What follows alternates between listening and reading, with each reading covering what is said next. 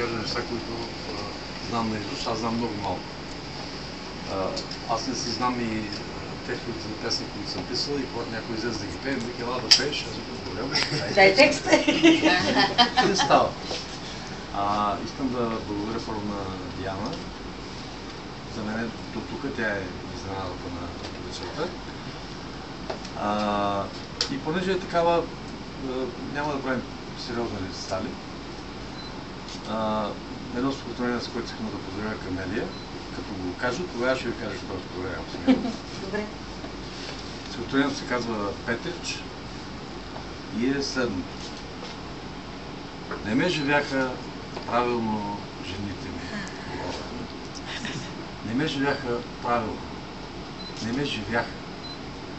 А ми ушиха риза с 339 копчета. Червена риза с бяло по крилете. Без джобче, без якичка, без маншети. Червена риза с бяло по крилете. И как да се укрия в нея, питам ги, от зимата, която се примъква между бездомните обществени дървета и души трепетно изгниващата шума, а те се смеят. Не била за тялото ми тая риза, те за тялото били се грижили достатъчно. До зъби влюбен и до кости тъжен, сега премръзналата си душа обличам в червена риза с бяло по крилете и закопчавам, закопчавам, закопчавам. Защо го посвещавам на Камелия за нейния рожден ден?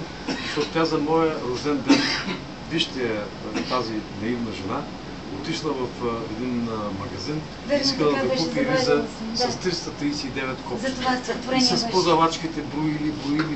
Няма такава риза, тя ме навява. Естествено, че няма. Аз съм ги броил. Колкото и копчета да имат, ризите имат най-много 12 копчета. Ако стоиш две на яката. Ще да тревожа, но си първия мъж, за който съм се втурнала да купувам риза заради стихотворението.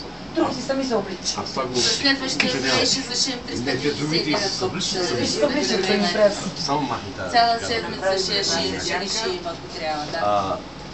Това е, което иска да посветя на Камелия. И поне съм... Аз наистина не се знам нещата на наизуст, но знам и ни кратки. Защото съм маймун и съм измислил ни кратки, които ги знам. Следващото се казва Неделя и съм го измислил специално за литературни четения, където ме изненадат и казват, излез да кажеш нещо. И аз като нямам книга под ръка. И аз го знам, но ще се въздържа. То се казва Неделя и е много кратко.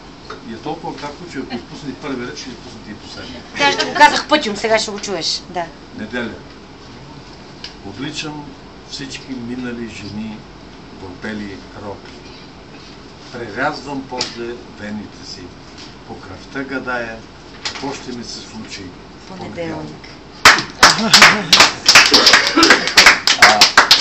Тя е малко по-дълго, което също мисля, че го знам наизуст. Ако объркам, Лора да спираш записа и так почва. Ама си имаш книга, бе, какво като объркаш? Няма да чета. Добре. Той е човек с характер. Той е без заглавие. Той е значи 3 точки и почваме. Тя има срамежливи устни. Тя има срамежливи устни, а не срамно.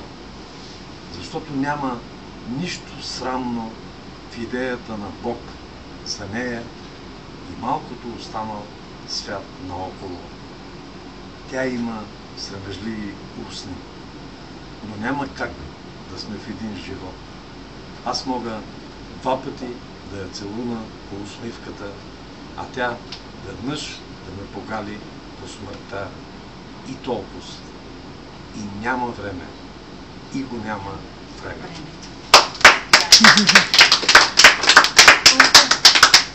И последното е, материал ще го представите визуално. И тази книга е... Не ми пречи. Това е едно от последните неща, които съм писал. На маса, естествено, в кръшма, естествено. И сапломб, естествено. Не е писано сапломб. Добре. И няма да го кажа сапломб.